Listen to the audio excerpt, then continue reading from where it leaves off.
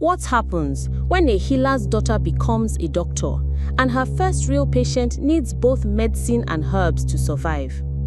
Will she choose science or betray everything she studied for?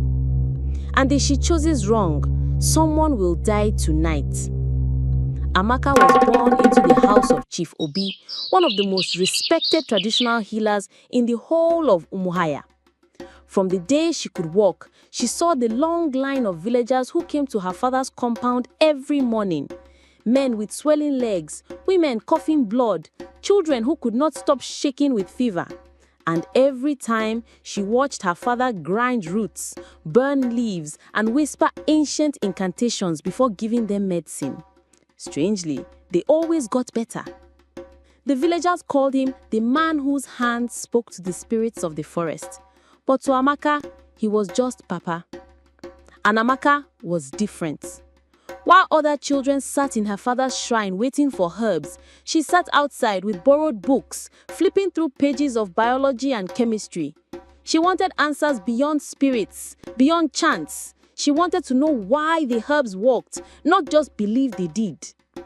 One night, after watching a child recover from convulsions after drinking her father's mixture, she asked him a simple question. Papa, what if the child needed more than herbs? What if one day the leaves don't work? Her father looked at her with those stern, unblinking eyes. He said, Amaka, the forest never fails. It is man who does not understand it. But Amaka wasn't convinced. From that night on, her dream changed. She would not remain in the compound mixing leaves in a calabash. She would leave, study, and become a doctor. And so she did. She studied hard, left the village, and returned years later in a crisp white coat, stethoscope hanging proudly around her neck.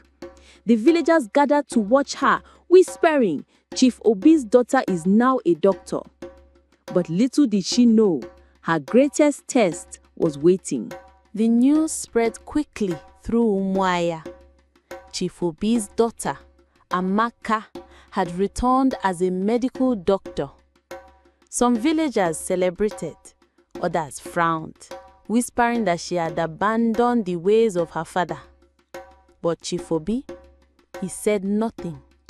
He watched her from the shadows of his hut as she set up a small clinic at the edge of the market.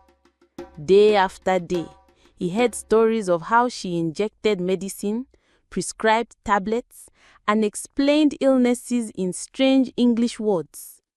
And while he was proud deep inside, his pride as a healer did not allow him to show it. The first real clash came sooner than anyone expected. It was a hot afternoon when a young boy was rushed into the clinic. He had collapsed at school. His breathing was shallow, his lips pale. Amaka quickly tested him. Severe malaria. She hung a drip, gave an injection, and sat by his side. But just as she was checking his pulse, Chief Obi walked in. He held a small calabash in his hand. This boy's spirit has been attacked, he said, his voice steady. Medicine alone cannot chase it away. Amaka frowned. Papa, please, this is malaria. He needs this drip to recover. Chief Obi ignored her, dipped his fingers into the calabash, and sprinkled herbs on the boy's forehead. The villagers gasped. Amaka felt fire rise in her chest. Papa, you can't just walk in here and pour leaves on my patient. The room went silent. Chief Obi looked at her calmly and said, Daughter, you wear your white coat with pride. But remember, before you were a doctor, you were the child of a healer. And with that, he left the room, leaving the air heavy with tension. Amaka clenched her fist. She had become a doctor to prove that the old ways were fading. But her father was not ready to let them go. Weeks passed. Amaka's clinic grew busy, and her father's compound never stopped receiving patients. The silent battle between them continued unspoken but sharp. Then came Mama Chinyere. She was a respected trader in the village, loved by many. One morning, she collapsed in the middle of the market. Her sons rushed her to Amaka's clinic. Amaka checked her temperature, burning hot. She checked her pulse, weak and faint. She listened to her chest, irregular. "This is serious," Amaka muttered. She quickly placed her on a bed, started an IV and gave her medication. But something was wrong. By evening, the fever had reduced, but Mama Chinyere's body trembled violently. By nightfall, her skin turned pale, almost grey. Amaka tried different treatments, but nothing worked. And then, Chief Obi arrived. He looked at the woman, nodded slowly, and said, "I have seen this sickness before. It is not malaria alone. It is a sickness that hides in the blood. Only a certain root can calm it." Amaka shot him a sharp look. "Papa, please, don't start this again. I am monitoring her condition. She just needs time." But deep inside, Amaka was unsettled. She had never seen a case behave like this before. Every injection gave temporary relief, but something deeper kept pulling the woman back into darkness. That night, as she sat by Mama Chiere's bed, listening to her weak breathing, she couldn't shake her father's words. What if, this time, the herbs held an answer her medicine could not give? And if so, what did that mean for everything she believed in? The night was long in Omaya.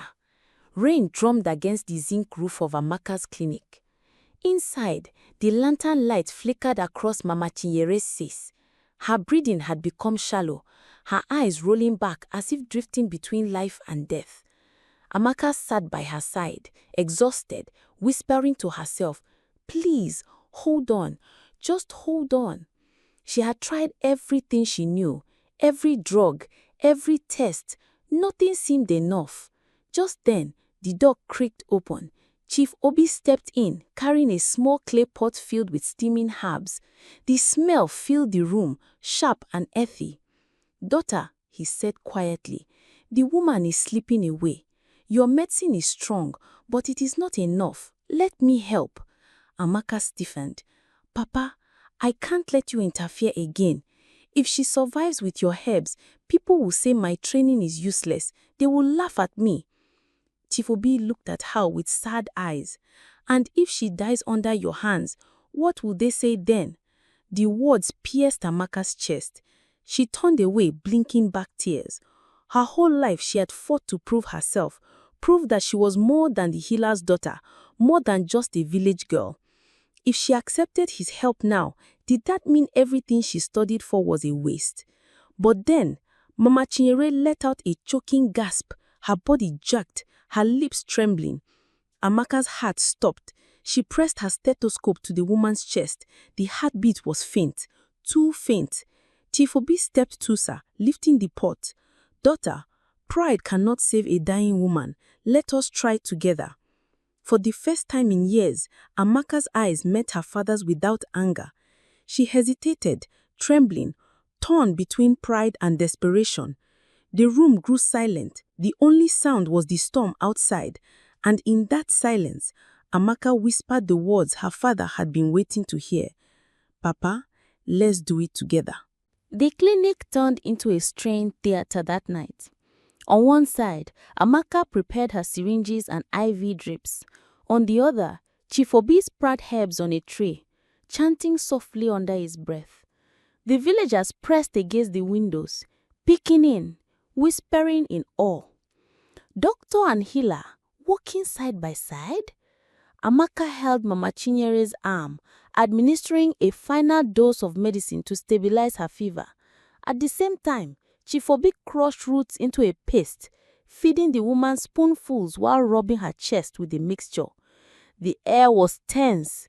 No one knew if this mix of modern science and ancient tradition would save her or kill her. Amaka's hands shook as she adjusted the drip. Her thoughts raced. What if this doesn't work? What if people call me a failure? Or worse, what if Papa is right? Chief Obi's chants rose louder, then faded into silence as he placed a hand over the woman's heart. His voice was low, steady.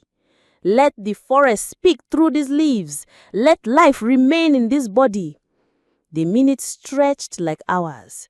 Mama Chinyere's chest rose weakly, then fell. Rose again, then stilled. Amaka froze. No, no, no. She pressed her stethoscope harder, panic rising in her throat. And then, suddenly, Mama Chinyere coughed, a deep, heavy cough that shook her whole body. She opened her eyes, staring around in confusion. The room erupted. Villagers shouted in amazement. Some clapped, some fell to their knees. Amaka dropped her stethoscope, tears streaming down her cheeks. Relief washed over her like a flood. She looked at her father, who was quietly packing his herbs, saying nothing. For the first time, Amaka did not see him as an enemy to her progress. She saw him as a partner, someone who had walked a path she could never ignore. The healer and the doctor had saved a life together. The next morning, the village awoke to news that spread faster than fire. Mama Chinyere was alive. She had walked out of the clinic with her children by her side, her voice strong again. But more than her healing, it was the story of what happened inside that clinic that stirred the hearts of the people. For the first time, the healer and the doctor had worked as one. And for the first time, Amaka and her father looked at each other without pride, without stubbornness, only respect. Later that day, Amaka sat with Chief Obi outside the compound. The sun was setting, painting the sky gold. She turned to him and said softly, "Papa, I thought becoming a doctor meant I had to prove you wrong. But last night, I saw the truth. Your herbs, my medicine, maybe they are not enemies after all." Chief Obi chuckled, his voice deep and calm. "My daughter, the sky has room for both the sun and the moon.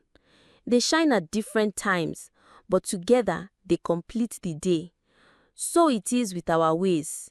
You carry the knowledge of books, I carry the wisdom of the forest. One without the other is incomplete." Amaka's eyes filled with tears. She reached out, holding her father's hand for the first time in years. From that day on, something changed in Umuahia. Patients no longer whispered about choosing between the doctor and the healer. They spoke instead of going to the house of two medicines. The clinic and the compound became one, a place where tradition and modernity worked side by side.